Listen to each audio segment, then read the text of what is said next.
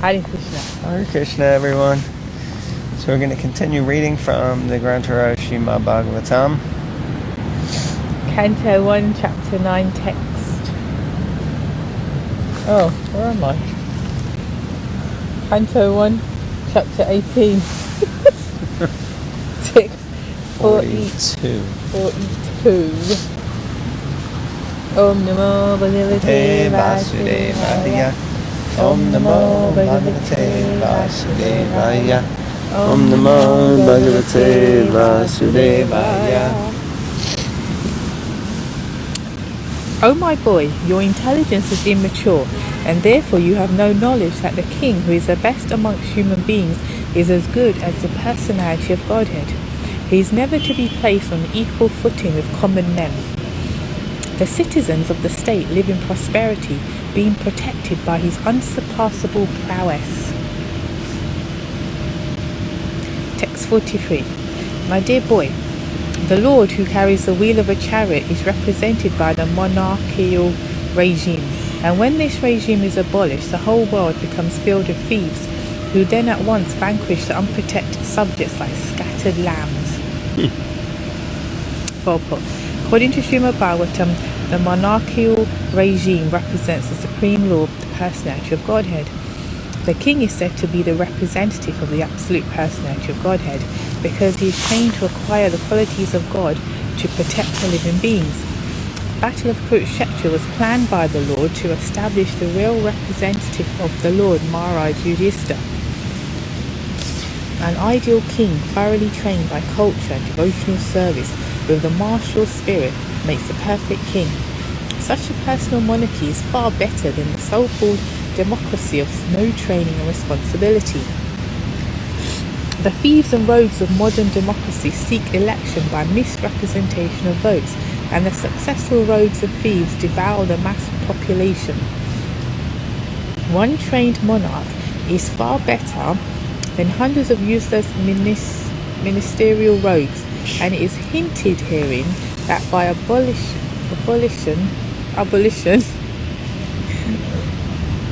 of a monarchical regime like that of Maharaj Parikshit, the mass of people become open to many attacks of the age of Kali. They are never happy in an overly advertised form of democracy. The result of such a kingless administration is described in the following verses. Text 44. Due to the termination of the monarchical regimes and the plundering of the people's wealth by rogues and thieves, there will be great social disruptions. People will be killed and injured, and animals and women will be stolen, and for all of these sins we shall be responsible. Purport. The word naha, we, is very significant in this verse. The sage rightly takes the responsibility of the Brahmanas as a community for killing monarchical government, and thus giving an opportunity to the so-called Democrats, who are generally plunderers of the wealth of the state subjects. The so-called Democrats capture the administrative machine without assuming responsibility for the prosperous condition of the citizens. Everyone captures the post for personal gratification, and thus, instead of one king, a number of irresponsible kings grows up to tax the citizens. It is foretold herein that in the absence of good monarchical government, everyone will be the cause of disturbance for others by plundering riches, animals, women, etc. So it seems Srila Prabhupada is suggesting that the Bhagavatam in Vedic culture prefers monarchical government, which means government ruled by a king, rather than that of democracy.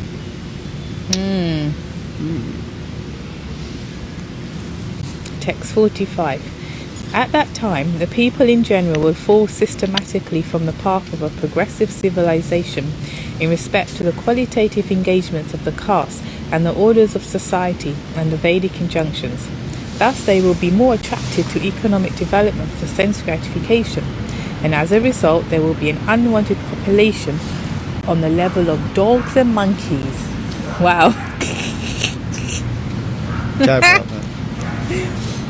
Purport. It is foretold herein that in the absence of a monarchical regime, the general mass of people will be an unwanted population like dogs and monkeys. As the monkeys are too sexually inclined and dogs are shameless in sexual intercourse, the general mass of population born of illegitimate connection will systematically go astray from the Vedic way of good manners and qualitative engagements in the castes and orders of life. The Vedic way of life is a progressive march of the civilization of the Aryans. The Aryans are progressive in Vedic civilization. The Vedic civilization's destination is to go back to Godhead, back home, where there is no birth, no death, no old age, and no disease. The Vedas direct everyone not to remain in the darkness of the material world, but to go towards the light of the spiritual kingdom far beyond the material sky. The qualitative caste system and the orders of life are scientifically planned by the Lord and his representatives, the great rishis. The perfect way of life gives all sorts of instruction in things, both material and spiritual. The Vedic way of life does not allow any man to be like the monkeys and dogs. A degraded civilization of sense gratification and economic development is the byproduct of a godless or a kingless government of the people, by the people, and for the people. The people should not, therefore, begrudge the poor administrators they themselves elect. Yes. But they do. Don't Sometimes you don't have choice. Yeah. Anyway. Put the Queen back in charge. Hoorah. Prince Charles. Oh my goodness. Yeah. Text 46. The Emperor Parikshit is a pious king. He is highly celebrated and is a first-class devotee of the personality of Godhead. He is a saint amongst royalty, and he has performed many horse sacrifices. When such a king is tired and fatigued, being stricken with hunger and thirst, he does not at all deserve to be cursed. It's very polite, this dad is. Like... Anyway, purport. After explaining the general codes relating to the royal position and asserting that the king can do no wrong and therefore is never to be condemned, the sage Shamika wanted to say something about Emperor Parikshit specifically. The specific qualification of Maharaj Parikshit is summarized herein. The king, even calculated as a king only, was most celebrated as a ruler who administered the religious principles of the royal order. In the Sastras, the duties of all castes and orders of society are prescribed. All the qualities of a Kshatriya mentioned in the Bhagavad Gita 1843 were present in the person of the emperor. He was also a great devotee of the Lord and a self-realized soul. Cursing such a king when he was tired and fatigued with hunger and thirst was not at all proper. Shamika Rishi thus admitted from all sides that Maharaj Parikshit was cursed most unjustly. Although all the Brahmanas were aloof from the incident, still, for the childish action of a Brahmana boy, the whole world situation was changed. Thus Rishi Shamika, a Brahmana, took responsibility for all deterioration of the good orders of the world.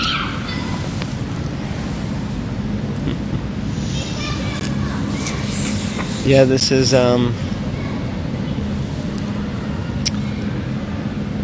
this is quite interesting because Shamika Rishi, who's the father of Shringi, the boy who cursed the king, he's basically so politely, as you said, pointing out that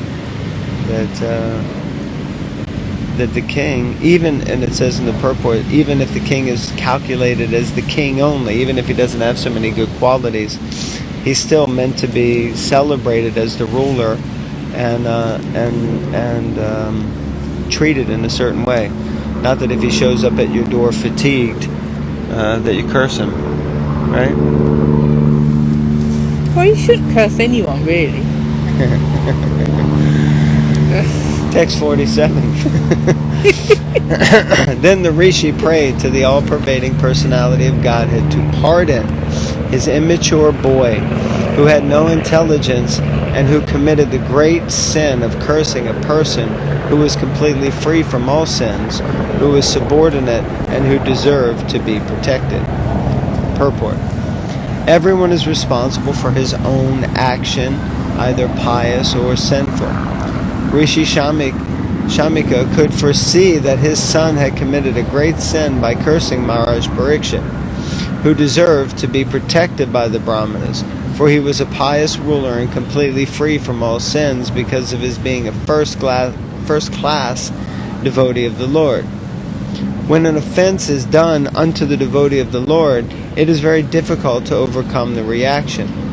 The Brahmanas, being at the head of the social orders, are meant to give protection to their subordinates and not to curse them.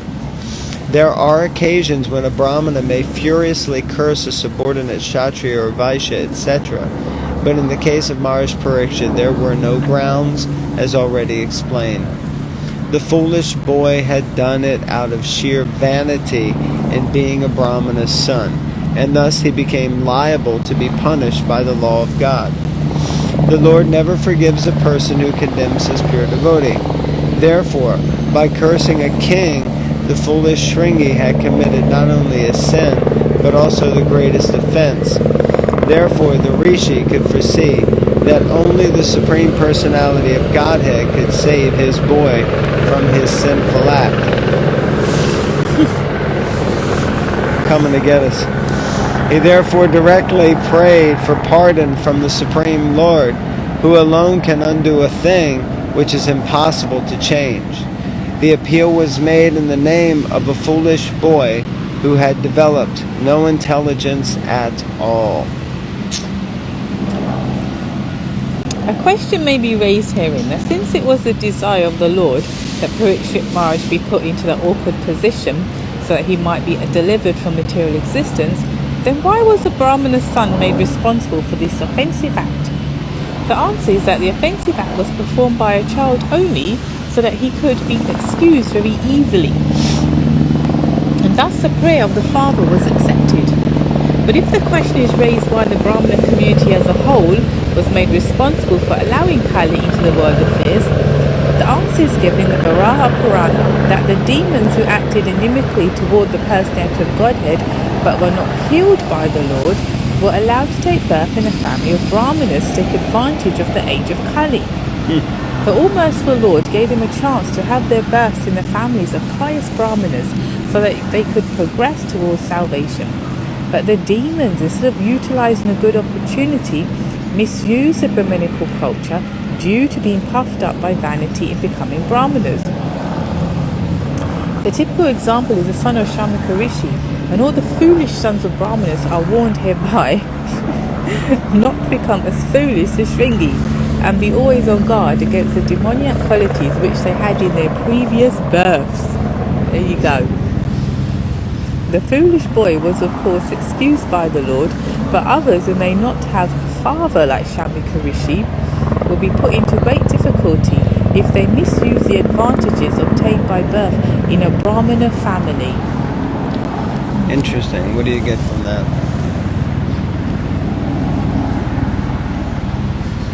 Well, he's warning the sons of the twice-born that you're there and you may be born into those families. What does he say here? But be careful because of your previous acts, your previous life. Yeah, I thought it was pretty interesting that it's explaining that the Brahmanas and how Kali worked through them, that they're actually the demons who didn't offer respect to Varaha, and but weren't killed by the Lord, so they took birth in the family of Brahmanas. So therefore, they're actually demons from a previous birth who took birth in the family of Brahmanas and became influenced by the age of Kali, so that Kali Yuga could be ushered in through these personalities. Because they are the weakest link. Yeah, in that way, yes. If they were true Brahmanas, then they wouldn't be. No. Yeah, like that. Yes. I still think this boy needs to be spoken to, but maybe the helicopter needs to be spoken to. Text 48. The devotees of the Lord are so forbearing that even though they are defamed, cheated, cursed, disturbed, neglected, or even killed, they are never inclined to avenge themselves. Purport. Rishi Shamika also knew that the Lord does not forgive a person who has committed an offence at the feet of a devotee. The Lord can only give direction to take shelter of the devotee.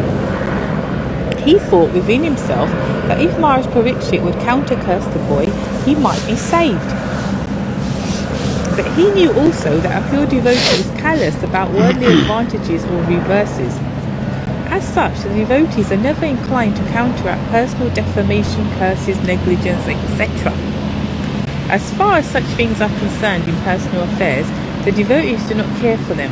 But in the case of their being performed against the Lord and his devotees, then the devotees take very strong action. It was a personal affair, and therefore Shamika Rishi knew that the king would not take counter-action. Thus there was no alternative than to place an appeal to the Lord for the immature boy. It is not that only the Brahmanas are powerful enough to award curses or blessings upon the subordinates. The devotee of the Lord, even though he may not be a Brahmana, is more powerful than a Brahmana. But a powerful devotee never misuses the power for personal benefit. Whatever power the devotee may have is always utilized in service towards the Lord and his devotees. Text 49. The sage thus regretted the sin committed by his own son. He did not take the insult paid by the king very seriously. The whole incident is now cleared up. Not for Parikshit Maharaj, is it? Maharaj Parikshit's garlanding the sage with a dead snake was not at all a very serious offence. Well, but Shringi's cursing the king was a serious offence. The serious offence was committed by a foolish child only, therefore he deserved to be pardoned by the Supreme Lord. Although it was not possible to get free from the sinful reaction. Maharaj Parikshit also did not mind the curse offered to him by a foolish Brahmana. On the contrary, he took full advantage of the awkward situation, and by the great will of the Lord, Maharaj Parikshit achieved the highest perfection of life through the grace of Srila Sukadeva Goswami. Actually, it was the desire of the Lord and Maharaj Parikshit, Rishi Shamika and his son Shringi were all instrumental in fulfilling the desire of the Lord. So none of them were put into difficulty because everything was done in relation with the Supreme Person. Yeah, I mean, we measure difficulty on the material platform, but life's difficult. It's full of difficulties. But on the spiritual platform, they all receive liberation. And it's quite interesting, a couple of points here. One is that it says that garlanding Shamika with a dead snake was not a serious offense, but the foolish child, actually did commit a serious offense. So putting a dead snake garland around someone doesn't jeopardize their life, but cursing someone to die is pretty serious. Yeah, cursing someone to die is serious, but like, if you've got a fear of snakes and if you see a dead snake on you, it could cause you to die, or you can be very scared, you know? Like, if someone put a dead spider on me, I'd be very scared. But it's not the same as cursing you to die. But No. anyway, that's the basic gist of that. The other thing is that the child, it says that the child should be pardoned. Yeah. So that goes to show that actually children or immature persons, or I guess you could even say vulnerable persons, then they may make mistakes, but they should be pardoned. Doesn't mean they shouldn't be taught. Shamika Rishi was trying to explain to Shringi what he had done wrong and why he did it wrong, and he also set the example by praying to the Lord to please forgive them. So it's not that they just get ignored, but they are do try to train them, but they're pardoned. What can you do if a child commits a mistake? What do? You can't punish them for the rest of their life because they committed a mistake. And what person doesn't commit mistakes? And the Bhagavad Gita explains that every endeavor is covered by some fault. So everything we do has some mistakes in it. See, the question is, who gave him that Shakti? Why did the child have that much power in the first place? Because it's clear the child shouldn't have it. He could have an argument with his friends in the Gurukul and then say, you cheated at whatever they played in those days, and then, right, I curse you to die, and that's the end of that. Well, I believe it said before that Shringi was actually empowered. We'd have to go back and look it up, but he was actually empowered. Yeah. He was quite far advanced over and above all the other children. But also it says here that this whole thing has been the perfect arrangement of the Lord. So he was the perfect person to be in that situation, because by his curse, what happens is Maharaj Parikshit gets to go back to Godhead. Shukadev Goswami gets to speak the Bhagavatam, so all of us get to hear it here in the future. And Shringi was a catalyst for all that, and I presume he also went back to Godhead. They were all instrumental in fulfilling the desire of the Lord, so he must have been perfectly empowered. Yes. But the lesson to be learned is that we have to be very careful with our speech. It's definitely a lesson.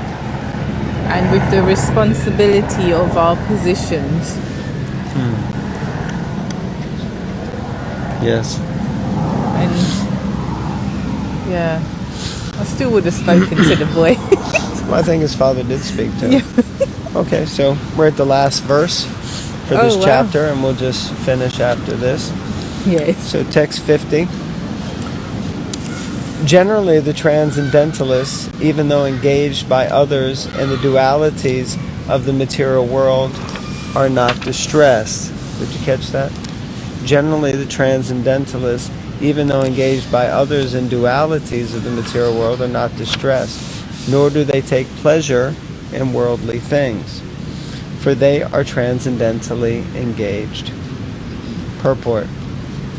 The transcendentalists are the empiric philosophers, the mystics, and the devotees of the Lord. Empiric philosophers aim at the perfection of merging into the being of the Absolute. Mystics aim at perceiving the all-pervading Supersoul. And the devotees of the Lord are engaged in the transcendental loving service of the personality of Godhead.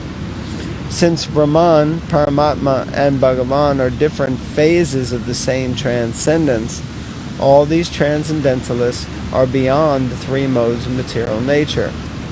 Many distresses and happinesses are products of the three modes, and therefore the cases of such material distress and happiness have nothing to do with the transcendentalists. The king was a devotee, and the rishi was a mystic. Therefore, both of them were unattached to the accidental incident created by the supreme will. The playful child was an instrument in fulfilling the Lord's will. There you go. There you have it. Thus end the Bhaktivedanta purports of the first canto, 18th chapter of the Srimad Bhagavatam, entitled Maharaj Parikshit, Cursed by a Brahmin Boy. So in the next section we will start the final and concluding chapter of the first canto. So after, which session is this? 60 something? 64, I believe. So after 64 sessions we are coming to near the conclusion of the Bhagavatam. Conclusion Conclusion of the first canto of the Bhagavatam. The conclusion of the beginning. Yeah, because the next chapter is the appearance of Sukadeva Goswami. He ain't even appeared yet. Yeah, amazing. Okay, thank you all very much. Hare Krishna Hare Granthara Krishna. Srimad Bhagavatam Ki Hare Bol. Jai.